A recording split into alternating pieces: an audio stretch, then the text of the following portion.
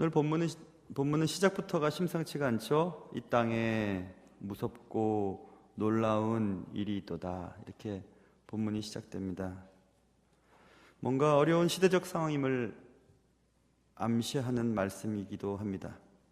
이 본문은 하나님께서 예레미야라고 하는 선지자, 예레미야 선지자를 통해 하신 말씀이십니다. 당시 유다의 죄악은 극에 달했습니다. 두 가지의 큰 죄악으로 인해 나라가 혼란스러웠습니다. 많은 성경학자들은 오늘날 한국 상황이 예레미야가 활동하던 시대와 많은 부분에서 흡사하다고 지적하고 있습니다. 요즘 이 땅에도 무섭고 놀라운 일이 매일 끊임없이 발생되고 있습니다. 하나님은 오늘 본문 말씀을 통해 여러분과 저에게 무엇을 말씀하고 싶어 하시는 것일까?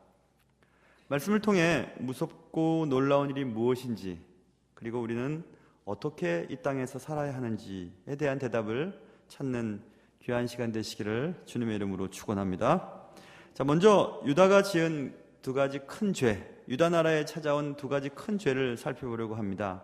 첫째, 유다 사회는, 오늘 예레미야를 전체를 살펴볼 수는 없으니까 5장 7절부터 9절까지 말씀을 보면, 내가 어찌 너를 용서하겠느냐? 네 자녀가 나를 버리고 신이 아닌 것들로 맹세하였으며 내가 그들을 배불리 먹인즉 그들이 간음하며 창기의 집에 허다히 모이며 그들은 두루다니는 살진 수말같이 각기 이웃의 아내를 따르며 소리 지르는도다. 여호와의 말씀이니라. 내가 어찌 이 일들에 대하여 벌하지 아니하겠으며 내 마음이 이런 나라에 보복하지 않겠느냐라고 말씀하시면서 하나님께서는 유대 사회의 팽배한 음란의 문제를 지적하고 계십니다. 하나님은 유다 나라의 경제적인 안락함을 허락하셨죠. 그러나 유다 사람은 그 경제적인 여유를 가지고 음란의 죄를 저질렀습니다. 조금 전에 읽어드렸던 말씀처럼 내가 그들을 배불리 먹인즉, 배불리 먹여주었더니 그들이 간음하며 창기의 집에 허다히 모여들었다, 이렇게 말합니다. 그들은 음란의 도를 넘어섰습니다. 그들은 조금 전에 읽은 말씀처럼 두루다니는 살진 순말과 같이 각기 이웃의 아내를 따르며 소리 지르는도다. 이 말은요, 사실은 발정난 순말을 말하는 것입니다. 발정이 난 순말이 각기 이웃의 아내를 따라다니면서 관계를 맺자고 쫓아다니는, 소리 지르는 그런 형태를 말하고 있는 것입니다. 부부간의 거룩함이 무너지고 가정이 파괴되어 버렸습니다. 예레미야 선지자가 활동하던 그 시대에 유다 나라에는 그런 일들이 있었다는 것입니다. 무섭고 놀라운 일이죠. 하나님은 예레미야 선지자를 통하여 말씀하셨습니다. 내가 어떻게 이 일들에 대하여 벌하지 아니하겠느냐, 이렇게 말씀하셨습니다. 오늘날 우리가 살고 있는 이 나라 상황은 어떤가요? 경제적인 부요가 도덕적인 타락을 부채질하고 있지는 않습니까? 우리는 거룩해야 할 가정의 음란의 죄가 침투하여 가정이 파괴되어가는 현상을 지금 목도하고 있습니다. 그리스도인들에게서 기대할 만한 깨끗함이 다들 그렇게 산다니까요 라고 하는 말과 함께 더러움을 용납하고 오히려 즐기는 시대가 되어버렸습니다. 기쁘고 감격해야 할 잉태의 소식, 그 소식이 비정상적인 관계에서 시작된 것이기 때문에 불행과 눈물의 소식이 되어버렸습니다. 배우자의 외도로 상처받고 자녀들의 마음에 깊은 상처를 남기는 일들이 비일비재하게 되었습니다. 사회 지도자들의 왜곡된 성윤리는 도를 넘은 지 오래되었습니다. 예레미야를 통해 말씀하셨던 하나님께서 오늘날 이 땅을 보시고는 무슨 말씀을 하실까요? 오늘도 여전히 주님이 말씀하실 때 내가 어찌 이 일들에 대하여 벌하지 아니하겠느냐라고 말씀하시지 않겠습니까? 유다는 하나님이 선택한 나라였습니다. 그러므로 오늘날 교회는 그때 유다와 같은 의미를 가지고 있습니다. 하나님이 선택하신 백성들의 모임, 그 모임이 유다 나라였고 지금 현재는 교회이기 때문에 그렇습니다. 유다의 음란은 하나님의 진노를 불러일으켰습니다. 하나님은 교회의 거룩성이 회복되기를 원하고 계셨습니다. 여러분과 저의 삶 가운데 음란한 것들을 제거하지 않는다면 주님은 어떻게 이 일에 대해서 내가 너희에게 벌하지 않겠느냐 라는 말씀이 여러분과 저의 삶 가운데 응답이 될 것입니다. 적용이 될 것입니다. 여러분과 저의 삶 가운데 음란한 것들을 제거해 버려야 합니다. 발정난 살진 순말과 같이 돌아다니며 이웃의 앞말을 향해 소리를 지르며 쫓아다니는 그런 형상들이 우리 삶 가운데 생기지 않아야 될 것입니다. 가정의 거룩성을 회복해야 합니다. 여러분과 저의 삶에 음란의 영이 사라지고 거룩함이 회복되는 그런 은혜가 여러분의 가정과 삶 가운데 있기를 주님의 이름으로 축원합니다. 유다 사회는 음란했습니다. 지금 우리가 살고 있는 이 땅도 음란한 시대가 되었습니다. 무척 음란합니다.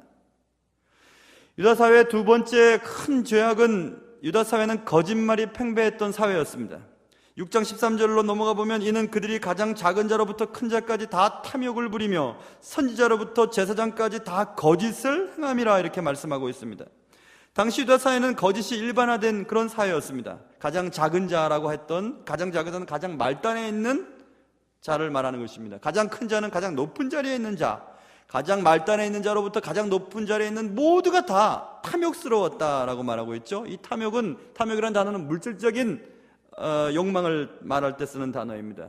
물질이 최고입니다. 물질을 위해서는 하는 것이 무엇이냐면 거짓말을 하는 것입니다. 거짓말. 심지어는 오늘 본문에 보면, 조금 전에 읽었던 본문에 보면 선지자로부터 제사장까지 모두 다 거짓된 행동을 하고 거짓말을 했다고 말하고 있어요. 무엇을 위한 거죠? 물질적인 욕망을 얻기 위해서 다 거짓말하는 겁니다. 다 거짓말하는 거예요. 심지어는 선지자도 거짓말을 하고 제사장도 거짓말을 한다라고 말하고 있습니다. 어느 나라 어느 사회든지 진실이 무너지면 소망이 없습니다. 진실의 보루인 종교 지도자들이 무너지면 그 나라는 더 이상 소망이 없습니다. 당시 유대 사회에는 총체적인 거짓이 팽배해 있었습니다. 거짓은 보편화되었고 최후의 양심인 종교 지도자들도 무너져 버렸습니다. 유다 사회는 이렇게 거짓말이 팽배한 사회가 되어버렸습니다. 무섭고 놀라운 일이죠. 하나님이 선택한 백성들의 모임인 유다 나라가 거짓말이 일반화되어 가고 있었다는 것을 말씀하고 있어요. 자, 오늘날로 들어와 보면 교회 내에서도 혹은 우리가 살아가고 있는 이 땅에도 거짓말은 너무나 일반화되어 가고 있습니다. 당시 유다 상황을 좀 더 들여다봐야 할 필요가 있는 것 같습니다. 당시 선지자들, 아까 말씀드린 선지자와 제사장 모두가 다 거짓말을 했다. 무엇을 위해서요? 물질적인 욕망을 채우기 위해서 거짓말을 했다는 것입니다. 오늘 본문도 31절에 우리가 읽은 오늘 본문 말씀, 선지자들은 거짓을 예언하며 이렇게 말씀하고 있어요. 선지자가 해야 될 것이 무엇이죠? 하나님의 말씀을 있는 그대로 전하는 것이 선지자가 해야 될 일입니다. 그러나 선지자는 거짓을 예언합니다. 왜 거짓으로 예언했을까요? 그들은 예언을 밥벌이의 수단으로 사용했습니다. 그리고 예루살렘 성전 주변에 모여들었습니다. 거기서만 활동했습니다. 아무도 모이지 않는 곳, 부가 있지 않은 곳에서는 선지자들이 가지 않았습니다. 오늘날도 마찬가지죠. 저 지방이나 섬이나 낙도의 오지에는 교역자들이 없다고 막 그럽니다. 그러나 대도시들은 다 교역자들이 몰려옵니다. 무엇 때문이죠? 왜 큰 교회를 가려고 하고 큰 교회 다니려고 하죠? 왜 그렇죠? 밥벌이의 수단으로 사용한 예언의 말씀은, 그들은 거짓으로 했던 예언의 말씀은 물질적인 복에 대한 강조였습니다. 하나님이 복 주십니다. 잘 될 겁니다. 건강해지십시오. 성공하십시오. 이런 내용들이 그들의 예언의 모든 말씀이었습니다. 그러므로 작은 자로부터 큰 자까지 모두가 다 탐욕을 부리게 되었다고 말씀하고 있습니다. 들어야 할 말씀은 듣지 아니하고 듣고 싶어하는 말씀으로 바꾸어서 예언하기 시작했습니다. 음란과 탐욕에 찌들어버린 유대 사회에 대해서 말씀하지 아니하고 부와 풍부를 강조하고 조장시키는 말씀으로 바꾸어서 예언하기 시작했습니다. 오늘날 우리의 사회는 어떻습니까? 디모데후서 4장 3절부터 4절까지 때가 이르리니 사람이 바른 교훈을 받지 아니하며 귀가 가려워서 자기의 사욕을 따를 스승을 많이 두고 또 그 귀를 진리에서 돌이켜 허탄한 이야기를 따르리라. 우리는 우리에게 축복 주고 잘 된다고 얘기하고 괜찮다고 얘기하고 그런 말씀들을 듣기를 원합니다. 귀 가려운 데를 긁어주는 말씀만 듣기를 원합니다. 진리는 들으려고 하지 않습니다. 그래서 진리에서 돌이켜 허탄한 이야기에 빠지는 경우들이 너무너무 많습니다. 오늘날 강단에서 외쳐지는 말씀도 살펴보십시오. 여러분이 즐겨 듣는 기독교 방송이나 또 라디오를 통해서 한번 들어보세요. 지금 우리가 들어야 할, 이 땅 사람들이 들어야 할 말씀은 회개와 회복의 메시지입니다. 정결함과 거룩함으로, 진실함으로 다시 주님 앞에 돌아와야 될 그런 메시지들이 필요한 때가 되었습니다. 그러나 들려오는 말씀은 복과 성공과 부에 대한 메시지인 경우가 너무너무 많이 있습니다. 또 그런 교회들마다 사람들이 모여듭니다. 교회의 순수성은 훼손되어지고 복음의 정결함은 왜곡되어 가고 있습니다. 주님은 아까 말씀드린 것처럼 내가 어찌 이 일들에 대하여 벌하지 아니하겠는가? 오늘날 이 땅을 보시며 하나님은 무섭고 놀라운 일이 발생되었다, 내가 어떻게 이 땅의 백성들을 향해 벌하지 않겠느냐 말씀하시지 않겠습니까? 선지자들은 복을 강조했습니다. 물질적인 풍요를 조장시키는 예언을 했습니다. 말씀을 전했습니다. 그 말을 듣고 작은 자로부터 큰 자까지 모두가 다 탐욕스러워졌습니다. 또한 당시 제사장들은, 오늘 본문에 보면 제사장들은 자기 권력으로 다스리며, 놀라운 말입니다. 제사장과 권력이라는 단어가 함께 쓰이고 있어요. 하나님의 뜻을 수종드는, 백성들에게 하나님의 뜻을 전하고 백성들의 죄를 하나님 앞에 가지고 가서 울며 불며 기도해야 될 제사장들이 권력을 가지게 되었습니다. 종교적인 권력을 말하는 것이죠. 종교적인 권력을 갖게 되었습니다. 당시 제사장들은 하나님께 올바른 예배를 드리는 일에는 관심이 없습니다. 단지 훈련 잘 된 제사 전문가일 뿐이었습니다. 어떻게 하면 성도들의 마음을 웃기고 하면서 성도들의 마음을 잡을까, 그래서 교회가 성장되고 또 사람들을 모을까에 대한 관심만 갖게 되었습니다. 어떻게 하면 멋진 찬양대를 통해, 멋진 성가대를 통해, 멋진 그런 교회 건물들을 통해 사람들을 모을까에 대한 관심이 많아졌습니다. 그래서 전도하고 선교하고 구제하고 장악하는 일보다는 교회 건물을 짓고 땅을 사고 이런 일에 관심이 많아져 버렸습니다. 2장 8절에 보면 제사장들은 여호와께서 어디 계시냐 말하지 아니하였으며, 율법을 다루는 자들은 나를 알지 못하며, 관리들도 나에게 반역하며, 선지자들은 바알의 이름으로 예언하고 무익한 것들을 따랐느니라. 제사장들이 하나님을 절대 모르는 것입니다. 진정 하나님을 모르고 하나님의 일을 하고 있는 것입니다. 율법을 다루는 자들이 하나님의 말씀을 알지 못하고 직업으로서 그 일을 하고 있는 것입니다. 무익한 것들을 따르도록 백성들을 조장했습니다. 성도들을 조장했습니다. 그래서 그들은 권력이 생기기 시작했어요. 그들을 따르는 많은 사람들로부터 그들을 섬기는 제사장이 아니라 오늘 본문에 있는 것처럼 제사장들은 자기 권력으로 다스리며 백성들을 다스리기 시작한 것입니다. 그들은 백성을 섬기기 위해 존재하는 종이 아닌 다스리는 왕처럼 지냈습니다. 오늘날 목회자는 단지 훈련된 종교인으로 전락될 소지가 매우 다분한 시대가 되었습니다. 여호와께서 어디 계시냐 말하지 아니하고 율법에 대해서는 알지 못한 채 백성들에게 제사 전문가로서의 일을 할 뿐입니다. 하나님의 뜻이 무엇인지, 하나님의 마음은 지금 어디를 향하고 있는지는 상관이 없습니다. 내 교회, 우리 모임에 관심을 더 갖게 되었습니다. 하나님을 알지 못하면서 하나님의 말씀을 전하는 직업으로서의 목회자가 될 수 있을까? 될 수 있습니다. 성경에서 주님이 사꾼 목자에 대한 말씀을 하신 적이 있으셨습니다. 양을 키우는 목적은 자기 배를 배불리게 하기 위함이라고 말했습니다. 그래서 목회가 사명이 아니라 직업이 되어버리는 경우들도 있습니다. 목회가 사명일까요? 직업일까요? 저는 직업으로서 목사를 하고 있습니까? 아닙니다. 만약 직업으로서 목사를 한다면 이 목사를 선택하지 않았을 것입니다. 맡겨진 사명이기 때문에, 하나님이 맡기신 일이기 때문에 하고 있는 거죠. 이 말이 단지 목회자에게만 국한된 말일까요? 교회가 그런 목회자들을 요구하는 것은 아닐까요? 마치 교회 교육자들을 직원처럼 부리기를 원하고 나의 영적인 문제를 책임져주는 영적 스승으로 바라보기보다는 교회 구석구석에 필요한 만큼 쓰는 그런 직업인으로 만들어버리지는 않았습니까? 말하는 것과 사는 것에 엄청난 괴리를 가진 이중적인 그리스도인들이 모인 집단, 그것이 과연 교회일까? 신앙을 빙자한 영적 사기꾼들은 얼마나 많습니까?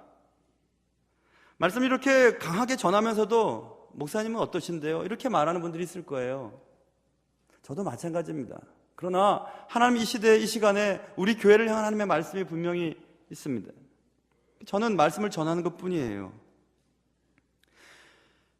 신앙을 빙자하고 영적인 것을 가지고 권력을 소유하려 하고, 그리고 그 권력을 갖지 못했기 때문에 괴로워하고 힘들어하는 일들이 얼마나 많이 있습니까?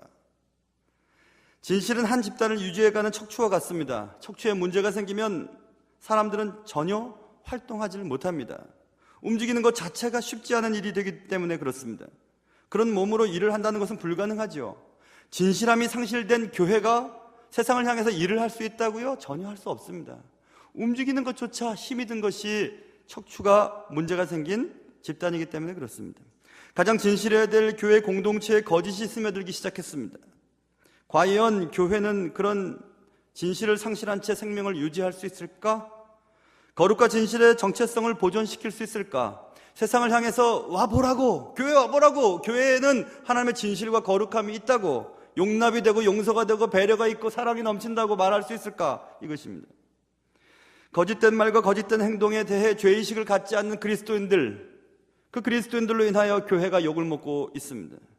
심각한 죄의식을 갖지 아니하고 그저 그럴 수 있지 하고 넘어가는 많은 일들로 인해 세상 사람들이 교회를, 그리스도인들을, 그리고 예수님을 욕하는 시대가 되었습니다. 여러분 어떠십니까? 여러분의 삶에 거짓말이, 거짓된 행동이 있으십니까? 그렇다면 그것들을 없애야 됩니다. 거짓의 영이 사라지고 진실함이 회복되는 은혜가 여러분과 저의 삶 속에 있기를 주님의 이름으로 축원합니다.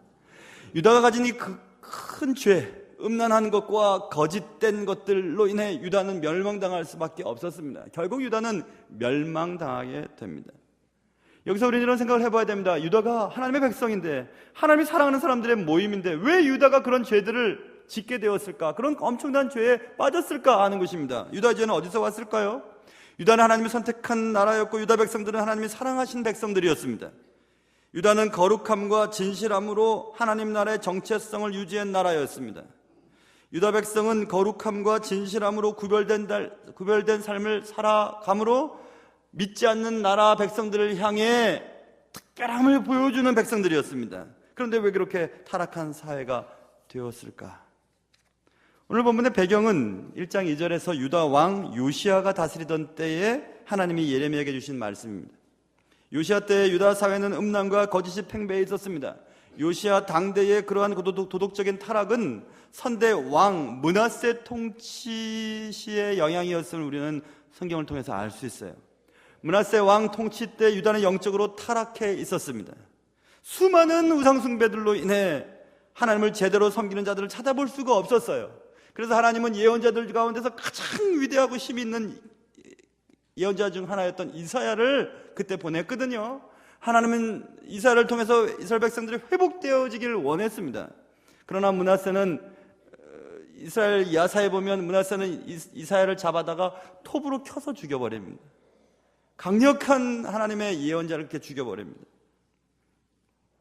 므낫세 때 시작된 신앙의 타락은 그의 아들 암몬 왕으로 이어지고 결국 손자인 요시야 때 심각한 도덕적 타락이라는 결과를 가져오게 되었습니다.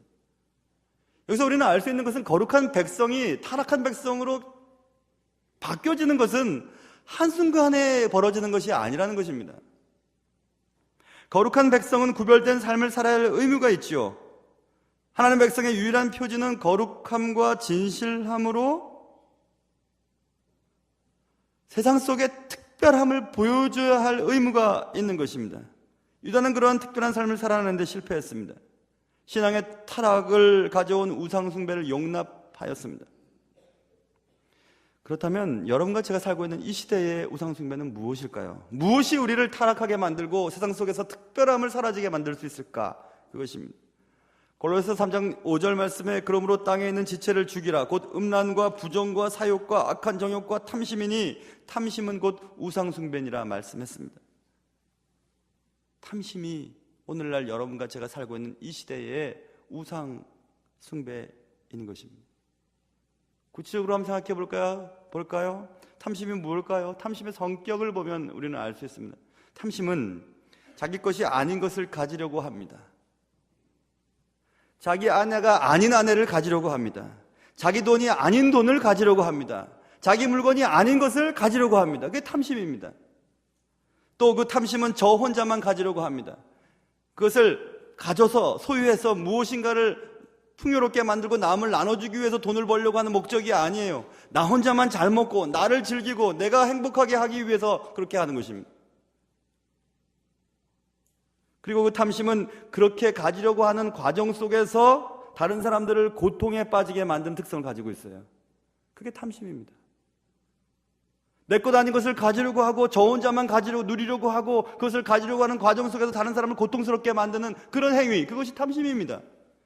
그것은 여러분과 저의 삶 속에서 다양하게 적용할 수 있는 내용입니다. 하나님은 유다 땅에 놀랍고 무서운 일들이 있다고 말씀하셨습니다. 무섭고 놀라운 일들은 유다 땅에 팽배한 두 가지의 죄악이었음을 말씀했습니다. 음란한 것과 거짓말이 유다 사회를 망가뜨리고 있습니다. 오늘날 우리가 살고 있는 이 땅은 어떻습니까? 거짓말과 음란한 것들이 이 땅을 망가뜨리고 있지는 않습니까? 교회 내에서도 그런 것들이 교회를 망가뜨리고 있지는 않습니까? 교회 내에서도 거짓말이, 음란함이 팽배했지는 않습니까? 아까 설명드린 것처럼 이 팽배한 음란과 거짓말은 유다 사회에 순식간에 벌어진 것이 아니었습니다. 그의 아버지 때, 그의 할아버지 때부터 시작된 영적인 타락이 도덕적인 타락의 결과를 가져왔다고 말씀드렸습니다. 어쩌다가 저런 실수를 저질렀는지, 순간의 선택이 잘못했겠지, 그게 아닙니다, 여러분. 죄의 결과가 나타나기까지 많은 시간들과 수많은 잘못된 선택이 그런 결과를 초래하게 만들었다는 사실을 우리는 유념해야 되는 것입니다. 우리는 아무렇지도 않게 저지르는 거짓말, 아무렇지도 않게 용납하는 어떤 음란한 것들을 용납하고 선택하면서 결국 일을 저지르게 만드는 것입니다. 거룩하신 하나님을 무시하고 탐심을 쫓은 결과입니다. 진실하신 하나님이 계시지 않은 것처럼 무시하고 우상을 섬긴 비참한 결과입니다. 우리는 죄를 순간의 선택으로 짓지 않습니다.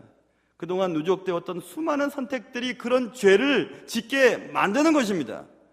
그렇기 때문에 죄인으로서 죄를 지었을 때 그를 용납할 수 없는 이유는 그동안 많은 시간, 많은 순간, 많은 기회들을 저버렸고 하나님이 계시지 않은 것처럼 살아왔기 때문에 그런 일들이 생겼다는 것을 기억해야 되는 것입니다. 오늘날 이 땅에 무섭고 놀라운 일들이 벌어지고 있습니다. 음란과 거짓으로 인해 가정이 파괴되어지고 집단이 해체되어지는 일들이 발생되고 있습니다. 이때 우리가 해야 할 일은 신앙을 회복하는 길밖에 없습니다. 말씀으로 돌아가는 길밖에 없습니다. 죄의 씨앗을 허용하면 결국 그 죄악의 씨앗이 발아하고 열매를 맺게 되어 있습니다. 그래서 저와 여러분은 결단을 해야 합니다. 바로 살지 않으면 결국 망할 수밖에 없다는 사실을 직감하고 기억해야 하는 것입니다. 신앙의 타락은 도덕의 타락을 가져오게 되어 있습니다. 예배의 타락은 반드시 삶의 타락으로 이어지기 때문에 그렇습니다. 이 땅에 무섭고 놀라운 일이 또다 거듭 말씀하고 있습니다. 음란과 거짓의 영에 휩싸인 이 나라를 우리는 보고 있지 않습니까? 너무 무섭지 않습니까? 너무 놀랍지 않습니까? 어떻게 그런 일을 그런 사람이 라고 우리는 얼마나 많이 놀라고 무서워하고 있습니다. 그러나 여러분 기억하세요. 누구도 예외일 수 없어요. 여러분은 깨끗하고 그분은 나쁘고 그 사람들은 잘못됐다는 것 아닙니다. 하나님의 은혜 가운데 지켜주시지 아니하면 여러분과 저는 순식간에 나락으로 떨어질 수 있기 때문에 그렇습니다. 하나님의 은혜가 아니면, 하나님의 도우심이 아니면 우리는 절대로 제대로 설 수 없다는 사실을 여러분 기억하시기 바랍니다. 선지자들은 거짓을 예언하며 제사장들은 권력으로 그의 백성들을 다스렸습니다. 그런데 더 문제는 그 다음입니다. 선지자들은 물질적인 욕망을 위해 거짓으로 예언하고 제사장들은 권력을 갖기 시작했습니다. 그런데 문제는 내 백성은 그것을 좋게 여겼다 이것입니다. 그것을 좋게 여겨요. 얼마나 백성들이 우매하고 얼마나 백성들이 영적이지 않은지 그것을 좋게 여깁니다. 좋게 여기니 마지막에는 너희가 어떻게 하려 하냐, 어찌하려 하냐 이렇게 말씀하고 있어요. 사랑이신 하나님이, 그리고 공의로우신 하나님이, 공의로운 하나님을 우리 앞에 나타나실 때 우리는 어떻게 하겠는가 이것입니다. 예레미야는 이 말씀을 하나님을 통해 전달받고 백성들에게 외치기 시작합니다. 그리고 그때의 왕이었던 요시야 왕은 개혁을 단행하게 됩니다. 열왕기하 22장에 보면 개혁의 시작은 율법책을 발견하고 말씀으로 돌아가고자 하는 그런 개혁이 시작되게 됩니다. 말씀을 따라 이방 예배를 없애고 산당의 제사장들을 다 죽여버리는 사건이 열왕기하 23장 20절에 나옵니다. 이 예레미야가 활동하던 그 시대에 있었던 일입니다. 신접한 자와 점쟁이와 드라빔 우상과 모든 가증한 것을 다 제거해버립니다. 요시야는 허물 것은 허물고 세울 것은 다시 세우는 그런 놀라운 개혁을 단행하게 됩니다. 오늘날은 예레미야 시대와 같습니다. 이 땅에 무섭고 놀라운 일들이 있습니다. 사회 곳곳에 음란하고 거짓된 영이 가득 차 있습니다. 하나님의 백성이라고 믿고 자부하는 교회 내에서도 음란의 영과 거짓말의 영이 우리들을 힘들게 만들고 있습니다. 이때 우리는 개혁이 필요합니다. 말씀으로 돌아가지 아니하면 하나님은 너희가 어떻게 하려고 지금 이런 것을 용납하고 더 그것을 좋다고 여기느냐라고 말씀하고 있습니다. 우리 모두가 다 마찬가지입니다. 말씀으로 돌아가야 합니다. 우리는 허물 것은 허물고 세울 것은 다시 세우는 작업이 필요하게 되었습니다. 말씀으로 돌아가야 합니다. 말씀이 요구하는 대로 살아야 합니다. 내가 어찌 이 일들에 대하여 벌하지 아니하겠느냐라고 주님이 되묻고 있습니다. 너 같으면 이 일에 대해서 벌하지 않겠냐? 너 같으면 가만히 있겠냐? 이렇게 말씀하고 있습니다. 거룩함과 진실함을 기뻐하시는 하나님께서 거룩함과 진실함으로 세상 속에 세상과 빛과 소금의 역할을 감당하기를 원하시는 여러분과 저를 향해 너희들이라면 가만두겠느냐 이렇게 말씀하고 있지 않습니까? 마지막에 너희가 어떻게 하려고 그러느냐 이렇게 말씀하고 있어요. 너희들의 마지막이 어떻게 되려고 그러느냐 말씀하고 있습니다. 하나님이 이 땅에 말씀을 통해 또 하나님이 복을 주셔서 이 땅에 많은 경제적인 놀라운 일들이 생기지 않았습니까? 이제 정말 잘 살게 되었습니다. 그러나 하나님 주신 이 복을 우리는 어디다 쓰고 있는지를 살펴봐야 합니다. 여러분은 어떻습니까? 여러분에게 주신 시간과 재물을 어디다 쓰고 있습니까? 어디다가 여러분의 에너지를 사용하고 있습니까? 발정난 수말처럼 이웃의 아내를 향해 소리 지르며 쫓아가고 있지는 않습니까? 거짓말을 일반화시키면서 아무렇지도 않다고 하면서 생활하고 있지는 않습니까? 약속을 하고 약속을 어기면서 아무렇지도 않은 것처럼 살아가고 있지는 않습니까? 그렇다면 여러분의 마지막이 어찌 될 것인지를 여러분은 두려워하며 준비해야 됩니다.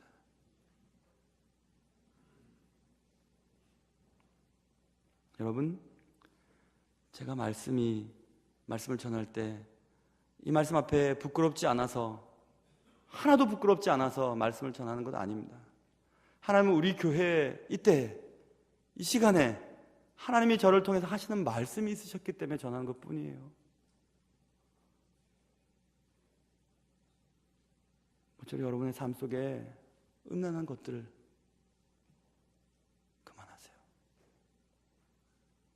그만하세요. 그리고 거짓말 그만하세요. 다른 사람을 아프게 하면서까지 내 소유를 삼으려고 하는 것 이제 그만하십시오. 그리고 하나님이 우리에게 기대하시는 정직함과 진실함 그리고 거룩함으로 하나님이 뜻대로 살아가야 할 것입니다. 음란과 거짓에서 돌이켜 개혁하고 회복되는 은혜가 여러분과 저의 삶 속에 있으시기를 주님의 이름으로 축원합니다. 기도하겠습니다.